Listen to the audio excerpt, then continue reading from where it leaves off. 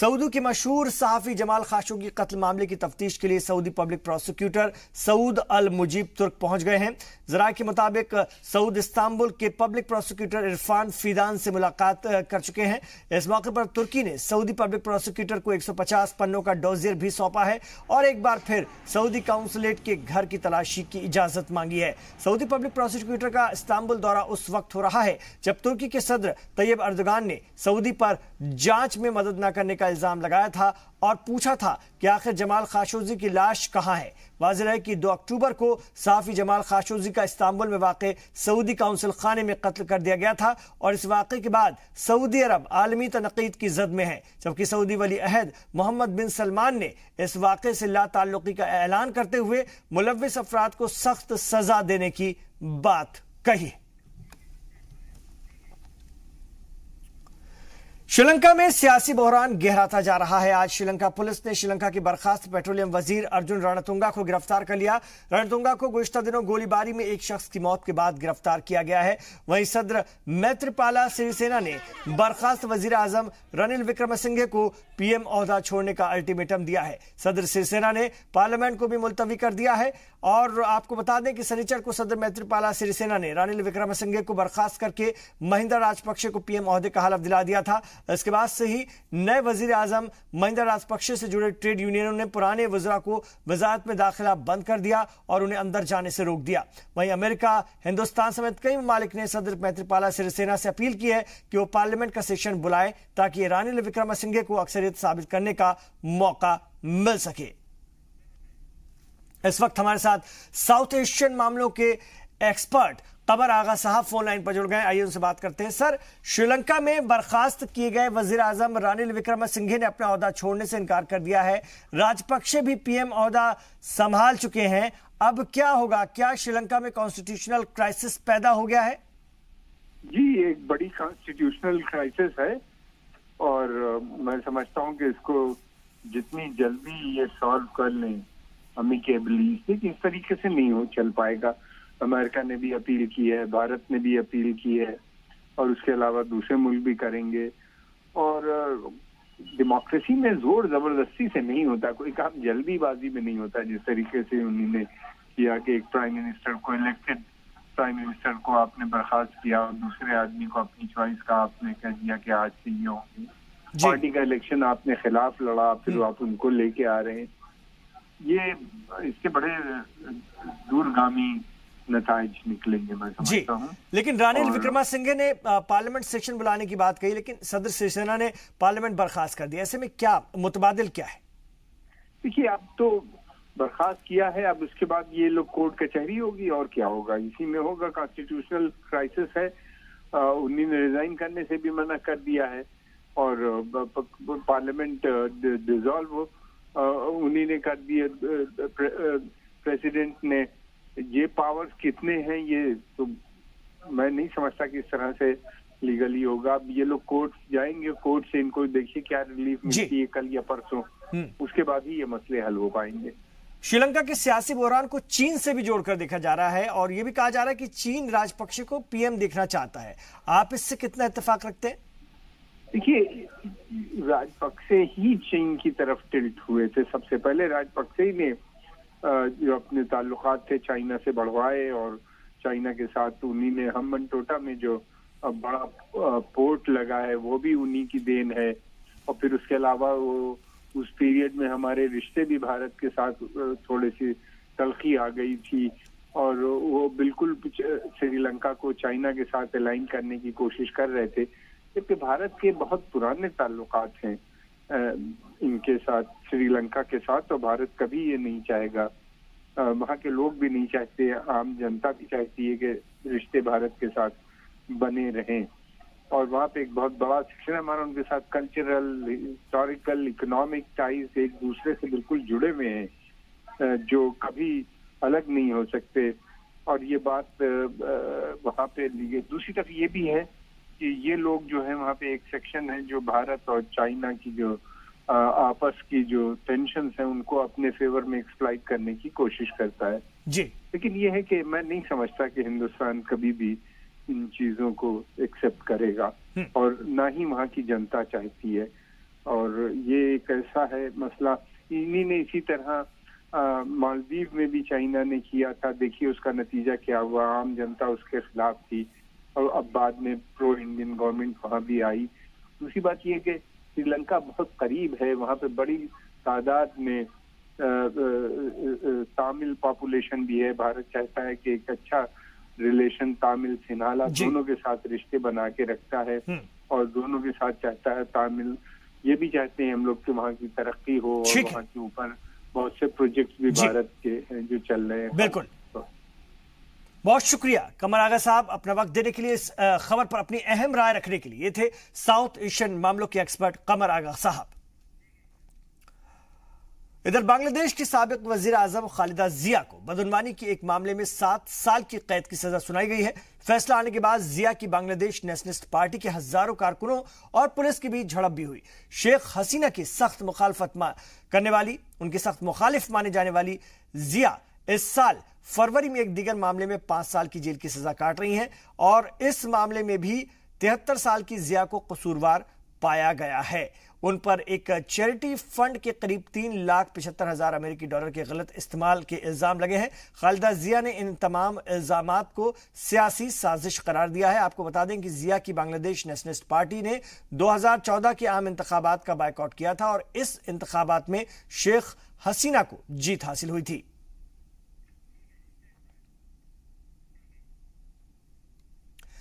PM Modi और Japan के PM Shinzo Abe के दरमियान बाहमी मुज़ाकरात के दौरान हिंदुस्तान और जापान के बीच हाई स्पीड ट्रेन और नेवी कॉर्पोरेशन समेत 6 समझौते हुए हैं। इस दौरान दोनों मुल्कों ने वजारत दिफा और वजारत खारजा के बीच 2+2 बातचीत को लेकर भी रजामंदी जाहिर की है। वजीर आजम नरेंद्र मोदी के जापान दौरे से दोनों मुल्कों के रिश्तों में मजीद मजबूती आई है। आज हिंदुस्तान और जापान के बाहमी मुज़ाकरात के दौरान पीएम मोदी और जापान के पीएम शिंजो आबे के बीच high speed train, navy corporation, दिफा समेत 6 समझौते हुए। इस मौके पर मुश्तरका प्रेस कॉन्फ्रेंस से खिताब करते हुए पीएम मोदी ने कहा कि दोनों मुल्कों के रिश्ते जमहूरी इक़्तिदार पर कायम हैं। उन्होंने कहा कि भारत और जापान डिजिटल पार्टनरशिप से साइबर, स्पेस, सेहत, दिफा, समुद्र से लेकर स्पेस तक ताउन बढ़ाने को लेकर रजामंद हुए हैं। एक्सेलेंसीज, जापान और भारत के संबंधों को हिंद और प्रशांत महासागरों से गहराई और विस्तार प्राप्त है। ये संबंध लोकतांत्रिक मूल्यों और स्वतंत्रताओं के प्रति और रूल ऑफ लॉ के प्रति साझा प्रतिबद्धता पर आधारित है।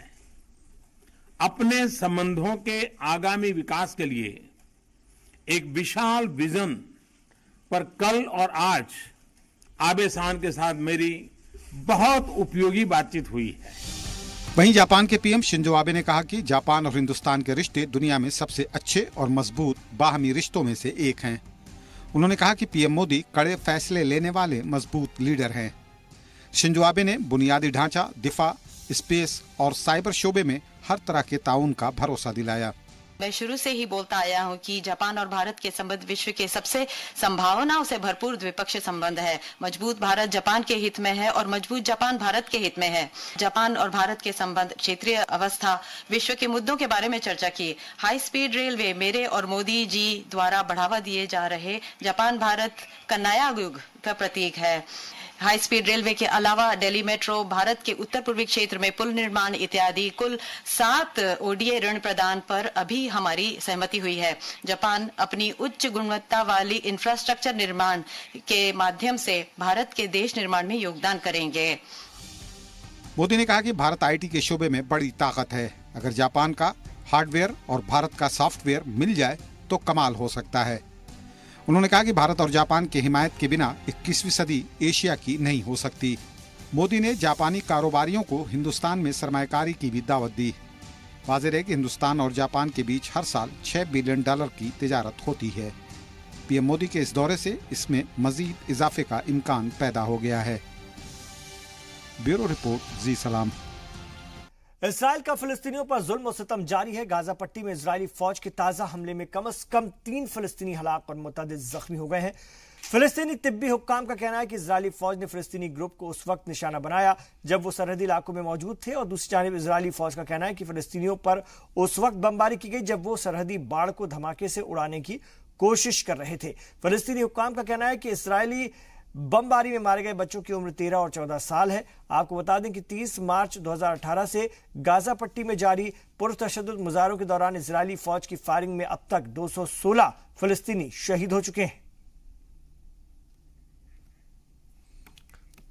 इधर फिलिस्तीनी अथॉरिटी के सरबराह महमूद अब्बास ने अमेरिका की तरफ से फिलिस्तीनी इजराइल तनाज़े के हल के लिए मुजव्वज़ा अमन मंसूबे सदी की डील को मुस्तरद कर दिया है। उन्होंने कहा कि अमेरिका ने जो प्लान बनाया है उसे कामयाब नहीं होने दिया जाएगा। सदर अब्बास ने रामल्ला में मुनक्किद मरकजी काउंसिल के इजलास से खिताब करते हुए कहा कि ऐलान बाल्फोर ही मसले की जड़ है।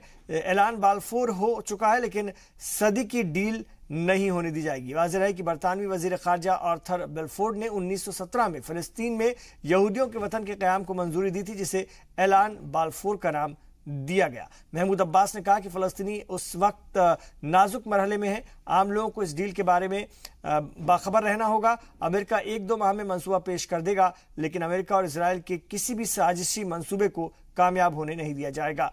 उन्होंने कहा कि बैतुल मुक़द्दस और फ़लस्तीन बराए फ़रोख्त नहीं है।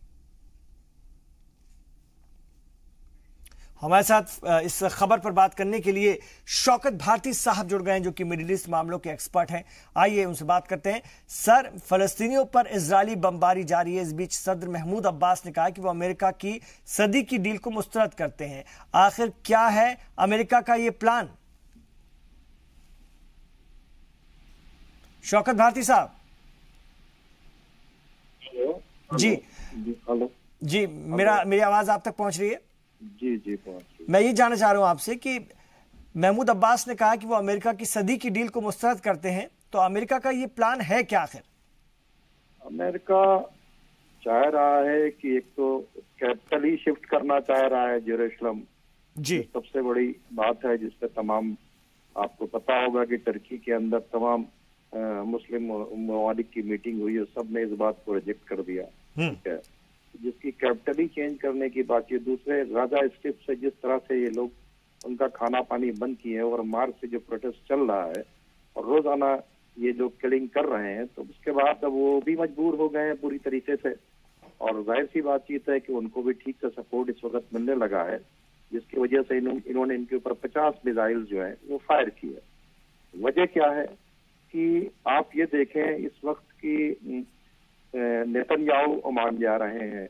यूएई में दो बार जो है 2 मिनिस्टर जो है इसराइल के विजिट कर चुके हैं। $250 मिलियन का स्पाई इक्विपमेंट जो इन्होंने खरीदा है सऊदी अरेबिया ने। तो धीरे धीरे ये जो थोड़ी सी टिकड़ी बनी है यूएई की, क्या नाम है, बहरीन की, और ये लोग इन लोगों को साथ देने के चक्कर में अमेरिका चाह रहे हैं कि ये अपना पूरा प्रोग्राम, अपना मंसूबा पूरा कर देंगे।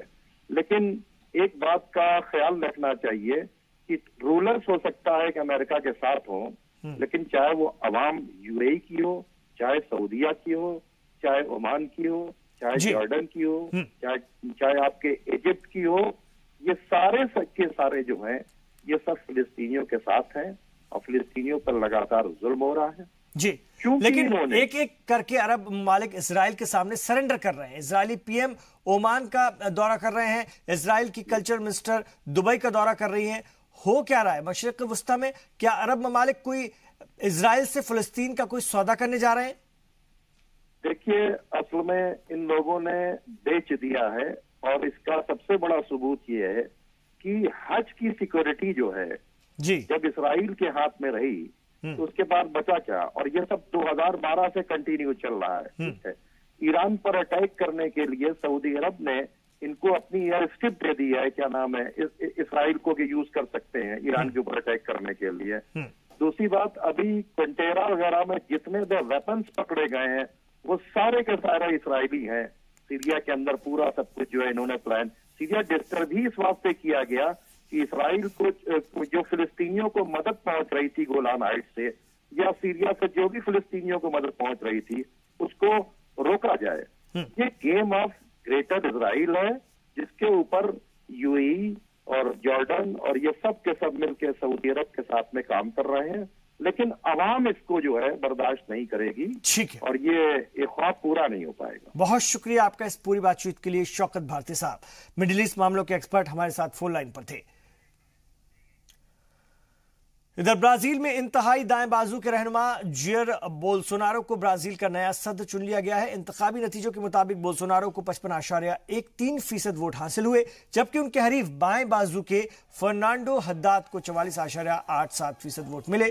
बोल्सोनारो 1 जनवरी को सदर का ओहदा संभालेंगे। वाज़ेह है कि मुल्क में 1964 से 1985 के दौरान रहे फौजी तानाशाही की तारीफ, खवातीन, हमजिन्स परस्तों और स्याह फाम लोगों के खिलाफ दिए गए मुतनाज़ा बयान के बावजूद बोल्सोनारो जुर्म, बदउनवानी और मईशत की खस्ता हालत के खिलाफ वोटों को अपने पाले में करने में कामयाब रहे। अब ब्राजील भी उन ममालिक की लिस्ट में शामिल हो गया है जहां दाएं बाजू की जमातों ने इक़्तिदार पर कब्जा जमा लिया है। चुनाव जीतने के बाद बोल्सोनारो ने लैटिन अमेरिकी मुल्कों की दिशा में बुनियादी तब्दीली लाने का वादा किया है।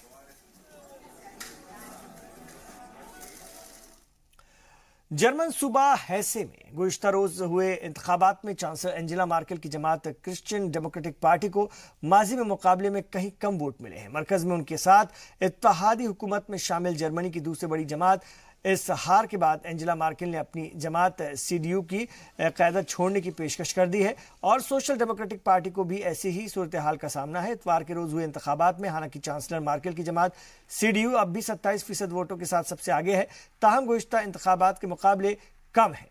इन इंतखाबात में ग्रीन पार्टी और सोशल डेमोक्रेटिक पार्टी दूसरे और तीसरे नंबर पर हैं। इंतहाई दाएं बाजू की जमात अल्टरनेटिव फॉर जर्मनी को 13% वोट हासिल करके सूबाई असेंबली में दाखिला मिल गया है।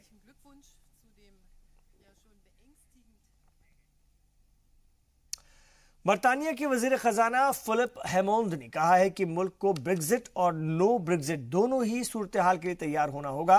उन्होंने कहा कि अगर यूरोपीय यूनियन से कोई डील नहीं हो पाती तो बरतानिया के लोगों को नई टैक्स पॉलिसी और स्पेंडिंग प्लान के लिए तैयार रहना चाहिए। फिलिप हेमोंड ने कहा कि अगर यूरोपीय यूनियन से इनखला की डील नहीं हो पाती है तो अलग माशी पॉलिसी अख्तियार करना होगा और इसे मजीद बढ़ाया भी जा सकता है।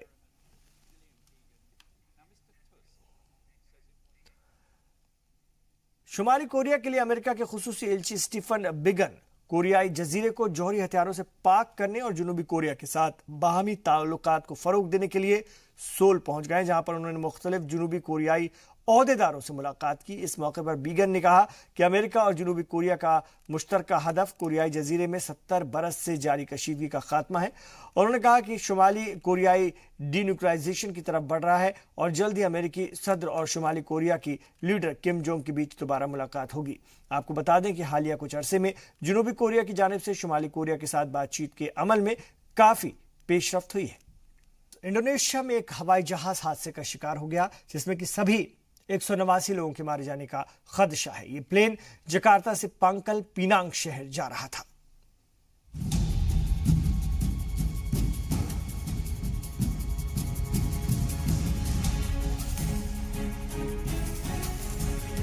जकार्ता से पांकल पिनांग शहर जा रहा एक मुसाफिर बरदार तैयारा आज सुबह उड़ान भरने के 13 मिनट बाद समंदर में क्रैश हो गया। इसमें कुल 189 लोग सवार थे। इनमें 3 बच्चों समेत 181 मुसाफिर, 2 पायलट और 6 क्रू मेंबर्स थे। हवाई जहाज राब्ता टूटने वाली जगह से करीब 2 नॉटिकल मील दूर कारावांग की खाड़ी में क्रैश हुआ। प्लेन में इंडोनेशिया के वजारत मालियात के 20 अफसर भी सवार थे। इंडोनेशिया एयर नेविगेशन के अफसर सिंधु रहायू ने प्रेस कॉन्फ्रेंस के दौरान बताया कि प्लेन के उड़ान भरने के बाद पायलटों ने लौटने की इजाजत मांगी, लेकिन इसके कुछ देर बाद ही एयर ट्रैफिक कंट्रोल का फ्लाइट से राब्ता टूट गया। pesawat ini terakhir terbang dari Lion Airways के इस तैयारे ने जकार्ता से पनाह शहर के लिए उड़ान भरी थी, लेकिन कुछ देर बाद उसने लौटने की इजाजत मांगी। कहा जा रहा है कि कुछ तकनीकी दिक्कतें आ गई थी, लेकिन ऐसी कोई बात नहीं है। तैयारे को ठीक से चेक करके उड़ान के लिए तैयार किया गया था। लायन एयर के इस हवाई जहाज के क्रैश होते ही पूरे इंडोनेशिया में हड़कंप मच गया। जो लोग इस प्लेन में सवार थे उनके अहले खाना अपनों का हाल जानने के लिए बेचैन दिखे। इस प्लेन के 2 पायलटों में से एक कैप्टन भव्य सुनेजा थे। बताया जा रहा है कि वो बुनियादी तौर पर दिल्ली के रहने वाले थे। प्लेन क्रैश होने की खबर के बाद तलाश और बचाव का काम शुरू हो गया है। इंडोनेशियाई हुक्काम का कहना है कि जाए वाकया पर तैयारे के टुकड़े और ईंधन के निशानात दिखाई दे रहे हैं। समुद्र से कुछ लाशें भी निकाली गई हैं। फिलहाल हवाई हादसे के वजूहात के बारे में कुछ पता नहीं चल पाया है। इंडोनेशियाई हुक्काम का कहना है कि ब्लैक बॉक्स मिलने के बाद ही सच सामने आ पाएगा। ब्यूरो रिपोर्ट, जी सलाम। मेक्सिको के रास्ते अमेरिका में दाखिल होने वाले लोगों का कारवां लगातार आगे बढ़ रहा है। इस कारवां में अब होंडुरास के लोग भी शामिल हो गए हैं। मेक्सिको हुकूमत ने उन्हें रोकने के लिए आर्जी तौर पर अपने मुल्क में रुकने की इजाजत दे दी है। आर्जी तौर पर मेक्सिको हुकूमत का कहना है कि जो लोग जुनूबी रियासत चापास और ओक्सास में रहना चाहते हैं उन्हें काम करने की परमिशन भी मिलेगी। वहीं अमेरिकी सदर डोनाल्ड ट्रंप ने मेक्सिको से लगी अमेरिकी सरहद की तरफ बढ़ रहे लोगों के कारवां को इंतबा दिया है कि वो अपने मुल्क वापस लौट जाएं, नहीं तो सख्त कार्रवाई की जाएगी। ट्रंप ने सरहद पर फौज तैनात करने की बात भी कही है। अमेरिकी हुक्काम के मुताबिक मुल्क के होमलैंड सिक्योरिटी के महकमे ने मेक्सिको अमेरिका बॉर्डर पर 800 से 1000 फौजी भेजने की दरख्वास्त की है। वाजरा के करीब 5000 से 7000 लोगों का कारवां, जिनमें ज्यादातर 3 लातीन अमेरिकी मुल्क अल सल्वाडोर, होंडुरास और ग्वाटेमाला हैं, मेक्सिको के रास्ते अमेरिका में दाखिल होने के लिए आगे बढ़ रहे हैं।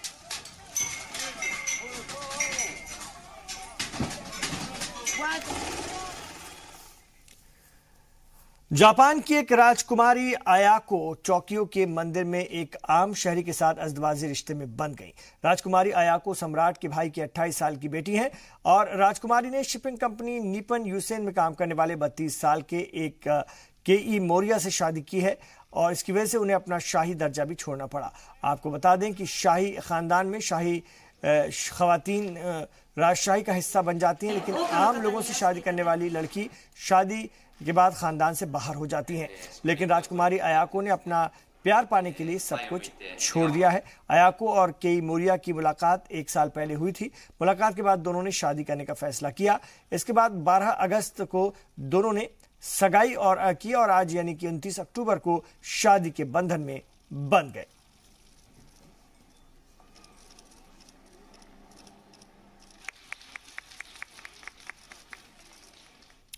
शाम में नेशनल म्यूजियम को एक बार फिर आवाम के लिए खोल दिया गया है। 6 साल पहले दाइश के हमले के बाद दमिश्क में वाक़ इस म्यूजियम को बंद कर दिया गया था। नेशनल म्यूजियम की रीओपनिंग को इस्लामिक स्टेट पर एक जबरदस्त विक्ट्री के तौर पर देखा जा रहा है। इस मौके पर वजीर आर्ट और कल्चर मोहम्मद अल अहमद ने कहा कि तमाम परेशानियों के बावजूद आर्कियोलॉजिकल और कल्चर मिनिस्ट्री ने नेशनल ट्रेजर को बचा रखा है।